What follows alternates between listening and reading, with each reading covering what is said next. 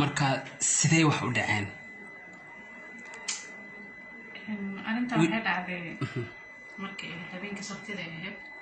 laakiin subaxii jimcaha aan baxay xaafadeena aaday soo xaafadeena markaan aaday isaga markuu maqnaa safar yar jiray xaafadeena joogo iimaaday adi maqribadii markay ahayd soo baxay ugu xaafadeen aadayna cashaan oo karnaysaa haywaayaan ku dhahay dan waan baxnay markay ahayd adi 2 saac meelahaas xaafadeen aadnay guriga markaan tagnay markaan albaabka aan karnay guriga albaabkiisu xiray haddana jikoonigu soo xiray qolku soo xiray maxaa jiraan ku dhacaa maxaa guriga oo xiraysa markaas uu ku dhahay maxaa ka galaday guushii soo dhig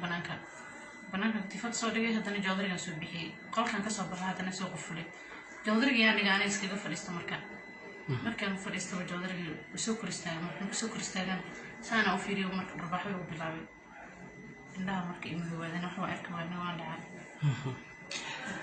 qisadan halkay ka dhacday Nairobi Mombasa Garissa qaxootiga halkay ka dhacday haga dheer okay markii kadib maxaa dhacay kadib ana meeshii aan soo xabo waxaan kala ogaamo jirto kadib asagana wuxuu ugu fan karo ugu dhuftay qaranti feel waxaan linkaaga waa sama muddo goormeed maartay markaas qabteen 19 February taariikh 28 markii la qalbiyay adig mars markii taariikh 1 joogo aroos baa ahayd haye mars 19 waa kana arintii hadda maxaa laga qabtay ilaa waqtigan maartay maxaa laga qabtay dawladda maxay ka qabatay waxa laga qabtay ilaa hadda dawladda ka qabatana ma laha nagana iska xanuunsana waa laga soo qaaday inta la keenay halkeed ku ogtay asaga meel ku sheekay ma qaan police station ma tagin police station xaga dheer aan tagay mar report gareys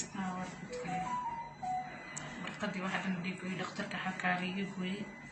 marka inta la soo qaaday maxaad codsan lahayd xalsanaaya dawladda waxay iga qaban kartiin wax laga qabto intaas dumarka qaarkood waxa waayo way cafiyaan qofkii wax ku dhufta ama dila marka xogaa hoosna waad fiirinaysaa maxaad is leedahay haddii maartay gacan lagu dhigo miyaad cafinaysaa miyaad leedahay sharciga ha maro ilaa sharciga meel ma iskaga soo harana okay hadda intee ku daran xanuunka indhaha ay daran wax ma ka arkay wax yar indhaha wax yar ka arkay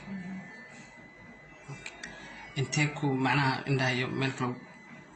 wax kaga dhuftay xaalkii dhabarka meel badan ayaa dhuftay dabeecadaha muu lahaa 19 casho ka hor macnaha markeed xogaa isguursateen kadib miyaad ku aragtay mise marka hore inuu qof dabeecad xun guursana kadib dabeecadahan la soo baxay marna iska fiicnaa maxay ku dheen takhtarinta meel ma ku jaban indhaha ilaa iyo yani ما واحد جوب ما قاين لكن ما لي ما جونا